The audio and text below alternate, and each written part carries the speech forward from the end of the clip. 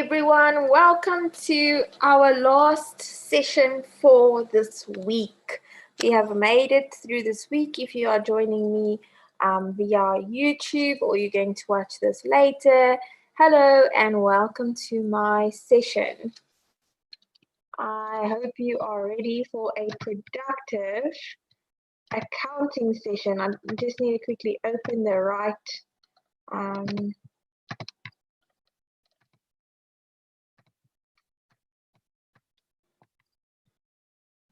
slide here, otherwise I would have done maths now for you guys, so sorry about that. Let me quickly just open the correct one. It's Friday for me as well. Here we go. So if you've just joined, you are very, very welcome. It's so nice to have you. And I'm ready. I hope you're ready for a productive accounting session. So for those of you who is new, my name is Shantae and I will be helping you master accounting. I have a big passion for accounting and I'm currently a grade 12 teacher in accounting as well. So you are in good, capable hands. What you need to know in regards to debtors and creditors, we will be doing a VAT and creditors recon question. We'll be doing 2 questions today. We'll finish up. Not sure if this session will be shorter than our usual 45 minutes, but we're going to just do those 2. Then we are done with debtors and creditors recon. All that is left for this term is then just VAT. So all that is left is just VAT.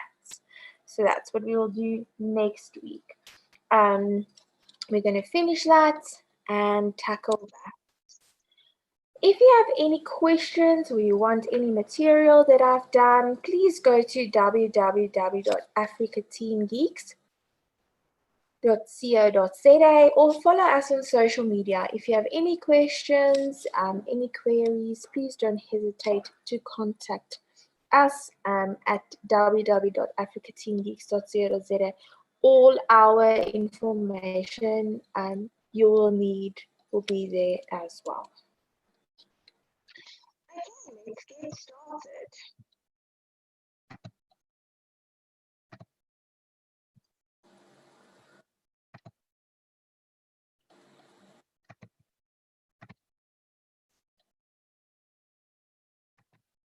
Here we go.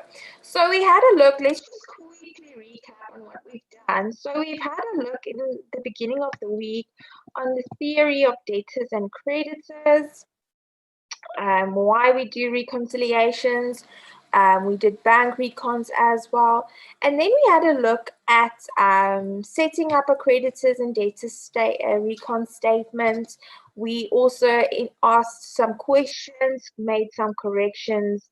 I think what's important that you should see throughout these questions is we're not going to simply just ask you to do a creditors recon statement. We want to see if you understand. So I want to see how you apply your knowledge. Then we did some ethical considerations. We talked about kickbacks and how it can play a role in choosing a creditor or in specific tenders or specific projects. We had a look at our internal controls and our internal auditing processes in regards to debtors and creditors. We said what is our objective. It was all of this, and then what procedures can be put into place to meet this objective over here, and we mentioned those bullet points. The same with creditors. This was our objective, and here is our actions that we need to take. Then when we look at exercise, then we had a look at exercise 3.6. I think we did that the day before. Yesterday we did 3.7. And today, and 3.8, yesterday we did 3.8 as well. So today we're just going to do 3.9. It's very, very short exercise. And then we are going to do 3.10, just 3.10. Then we are done for today. So let's get started. It says, the creditors control account and creditors list of liquor stores were prepared by an unexperienced bookkeeper. She has calculated the following figures at the end of the month. So she had a balance of the creditors control of 55670. We had totals of creditors list of 3925240. Why should the figures correspond was the first question. So obviously it does not correspond. And the first question is why should it correspond? And the second one is calculate the correct balance of the creditors control account and the creditors list and use the format which is provided to show your calculations. We have the first part of our information. It says an inquiry has exposed the following. And adding mistakes, so this is why, this is the reasons why it does not seem to be the same. So an adding mistake in the creditors list resulted in the total being added up with 400 and less. So 480 Rand wasn't added up. I guess there was a mistake. An invoice for stationery bought from Brooklyn Ltd 1960 was omitted from the books. Trading stock returned to Excelsa Ltd 720 Rand was correctly entered in the creditors allowance journal but posted as 270 Rand to the creditors account. Okay, the creditors control total in the cash payment journal is 8,200 and the bookkeeper has credited this amount in the creditors control account. So I'm going to give you just 2 minutes to quickly tell me why should the figures correspond. Okay, I'm going to leave you just to answer this for 2 minutes. Take out a piece of paper and write down the exercise and tell me why should the figures correspond. You have 2 minutes to answer it.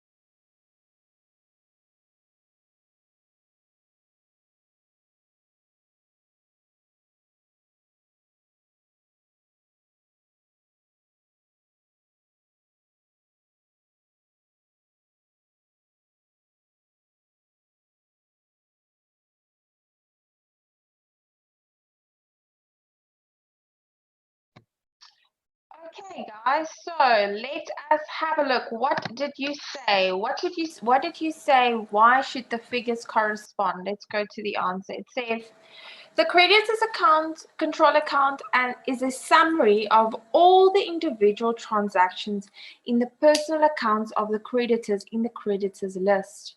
This is an initial control process whereby the one process checks the other process.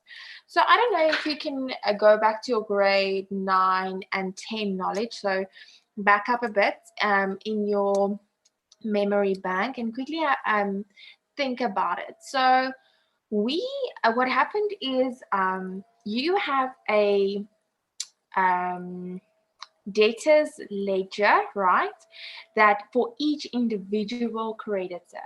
And then you set up a creditors list so that at the end, all you do is that the creditors ledger shows each individual transaction of every creditor. The creditor, then the debtors ledger has a total, the creditors ledger has a total, and then I take those totals and I fill it in with into my creditors list just to reflect the name and then their balance, right? Their total. So great. So now I've done that. Okay, perfect. Let's move on to the next one. So then after you've done all of that, then you take it over to the creditors control account, right? Creditors control account in the general ledger. So basically, everything that's in my creditors ledger should be in my creditors control. Everything that is in my creditors control should be in my creditors ledger. So that's why it should correspond. Here's a good answer for you to mention in your test. Internal control procedure. It's a good internal control procedure to make sure everything corresponds and that nothing was missed or left out. Okay, no mistakes slipped in whatsoever. Okay, now I quickly want you to take the creditors control balance and preliminary balance for the list and the control, and then I want you to take these balances and quickly do this transactions. So quickly correct the mistakes that were made. I'm going to give you 5 minutes. So at 4:20 we'll continue. I'm going to give you 5 minutes to quickly get the correct totals. And so the objective here is to make sure that all of these they're now balanced. Okay, so the objective is to make these two balance. Okay, you have 5 minutes.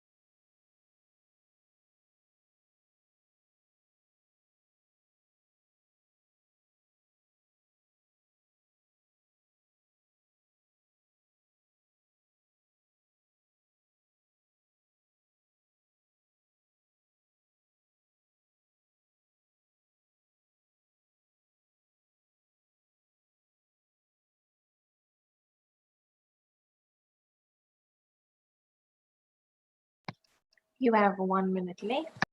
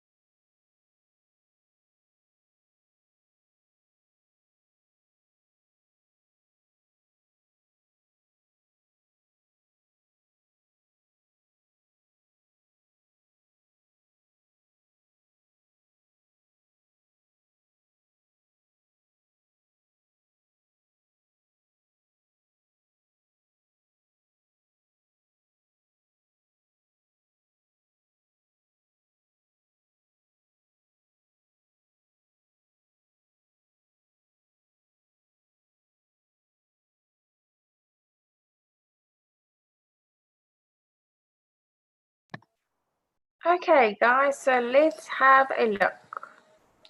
We have our balances that corresponds with these balances. Then we have transaction one. Now, why is transaction one in the creditors list? Let's have a look. It says an adding mistake in the creditors list resulted in the total being added up. So we needed to add additional 480. We had to add an additional 480 because we missed it, right? We didn't add that to the total.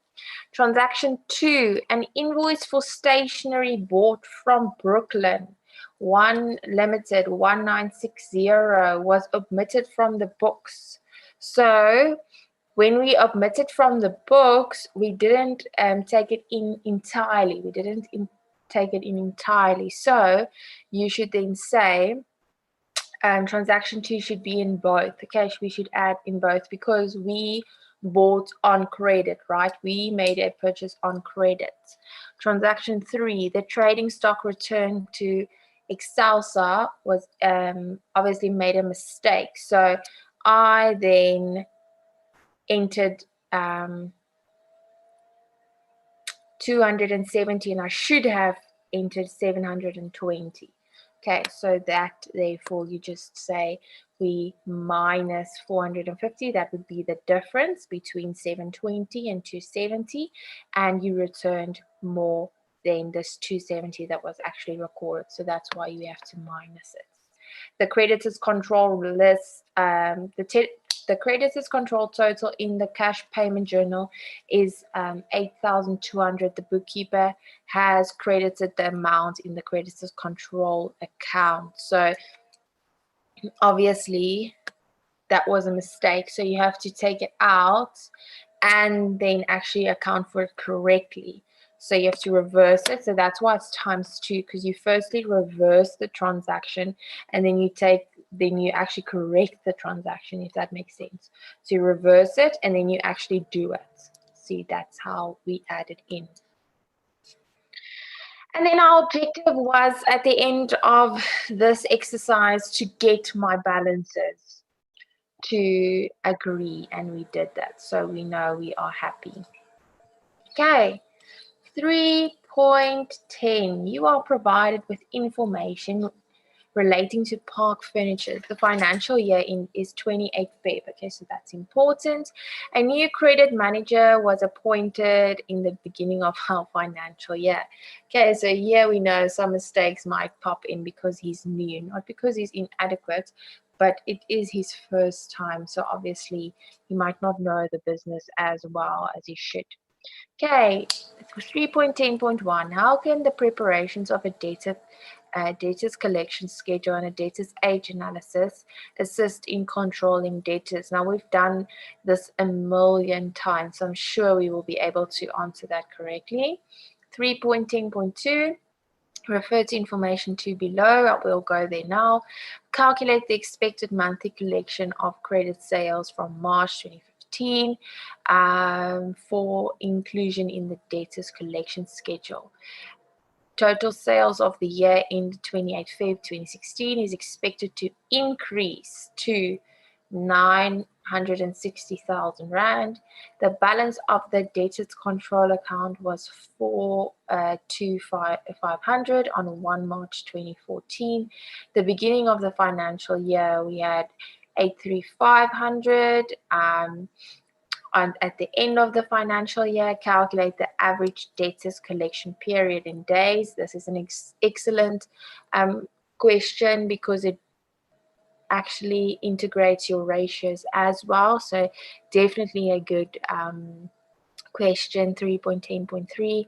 Another thing they ask, explain whether the owner should be satisfied with this. Also a good answer because now you need to interpret it. The owner feels that the control of the data has not been satisfactory since the new credit manager was employed. The owner wants you to report to him on what appears to have gone wrong.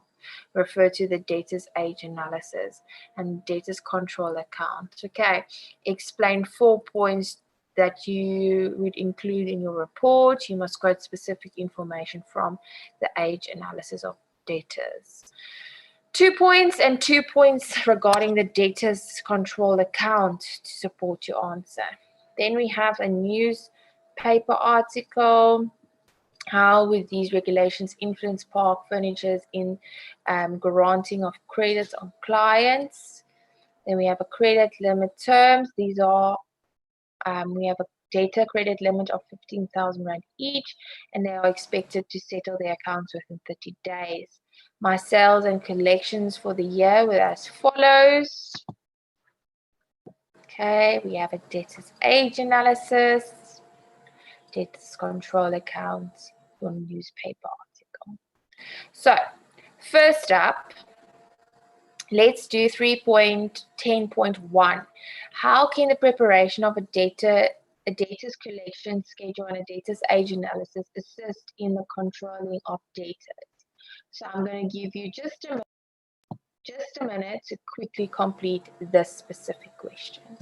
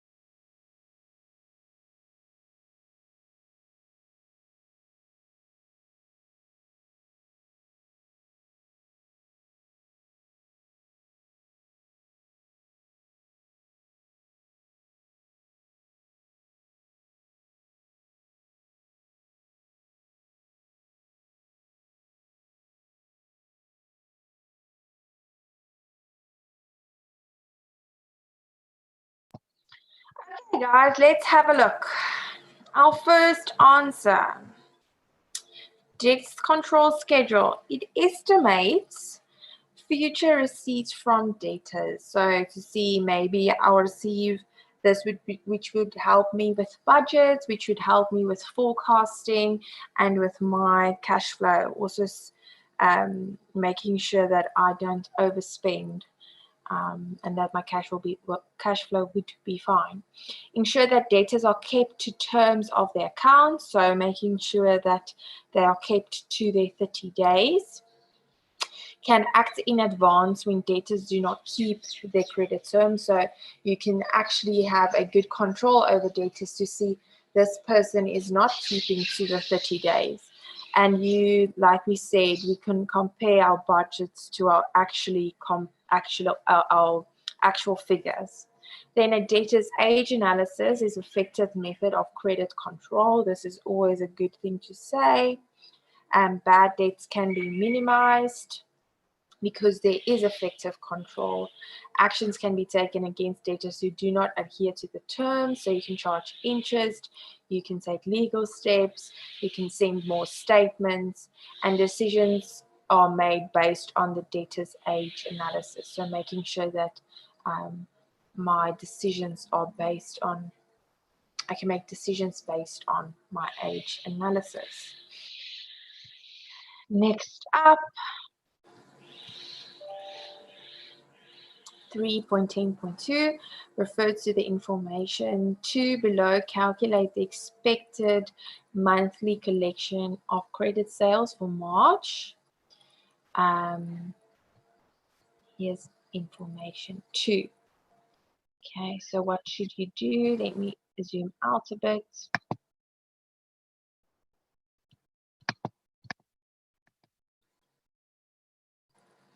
Okay, I hope you can see both. So you need to make sure you calculate the expected monthly collection of credit sales, and then they've given you all the information. So I'm going to give you 2 minutes for that. Two minutes to quickly do number 2.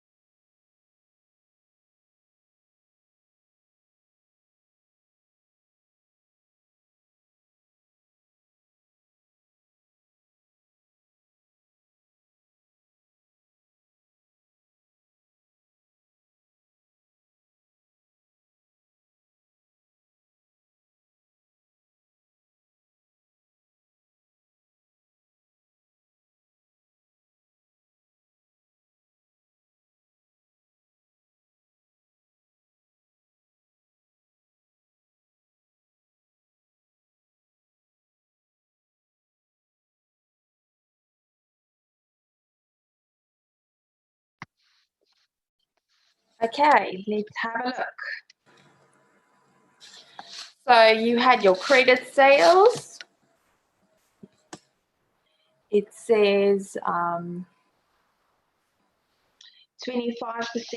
are cash, the rest are on credit. That's why they just go and they times it by 75%. So you could have said 100 minus 25, that's fine. And then it's for just March, so that's why they divided by 12 to get a monthly figure.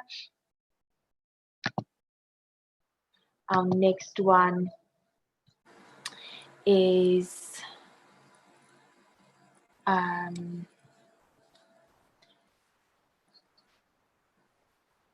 March, April, May, because of the information given here. Second month. Okay, so I'm just going to give you time to quickly mark it. There was discount obviously awarded, so that's why they divided it here with they times it by 98% because of the discounts. While we're on marking 3.10.2, we want to calculate the average collection period. So for those of you who do not know what formula to use, it would be average debtors divided by credit sales times the days, right? Because we're working with days. Now the thing is, what you should know is that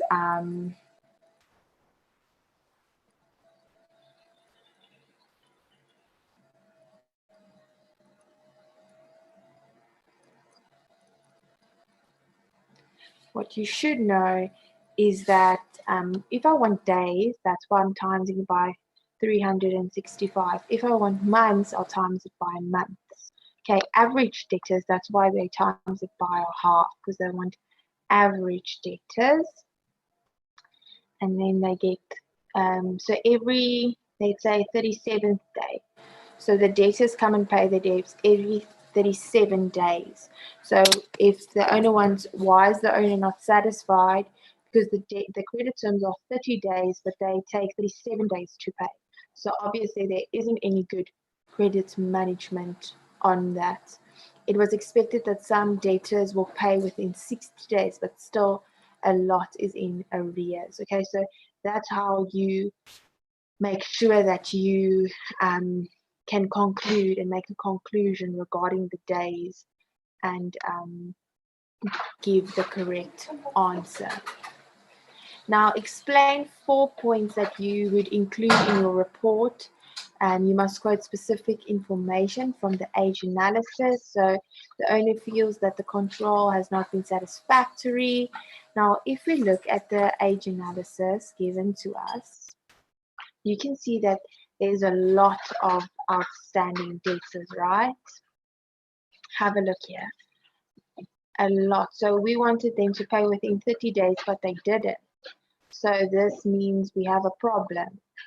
That's why we can't be satisfied. And they also mentioned that. I mean, D months, he has debt for more than 60 days, and they keep on letting him buy on credits. Have a look there. That's not good. Then we have when we look at our control account, they say there's this on checks, right? There's this on checks. Look at my bad debt.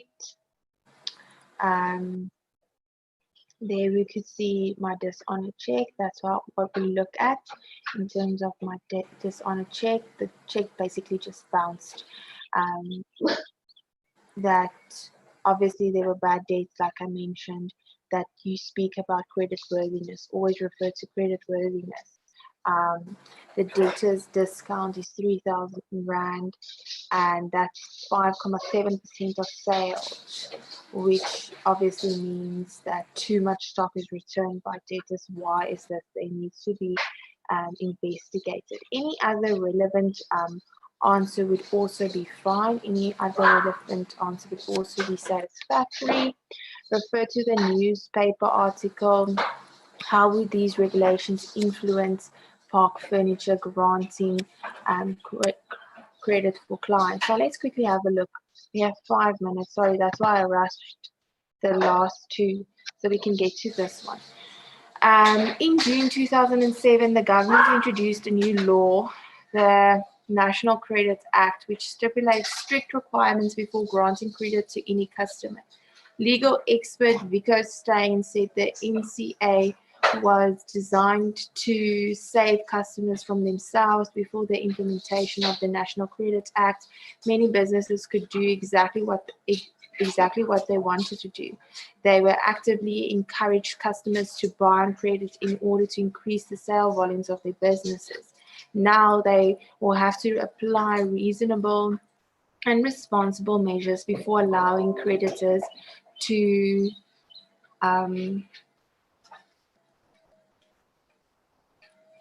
open new accounts. In a survey of 15 local furniture retailers, it found that 12 retailers were extremely worried about the effect of this National Credit Act on their businesses. One of the retailers said that the customers should be trusted to make their own decisions about whether they can afford to settle their debts, and that the new measures might force some retailers to close down their business. So obviously, if 12 out of 15 had a problem, we have a problem. So possible new clients must be approved properly.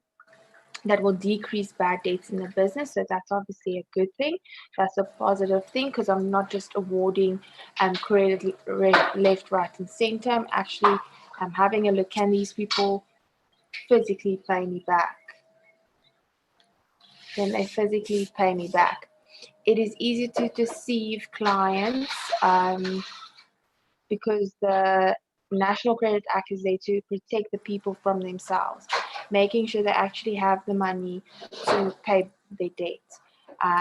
Sales increase because of credit sales. If clients are approved, bad debts will not increase with more or higher sales. Businesses are forced to be aware of credit acts, and that's expensive because now we need to go for a lot of training. We need to discuss it with lawyers. We need to change our procedures. So that's also expensive. It is essential to make use of the best debt risk management techniques when new clients are recruited.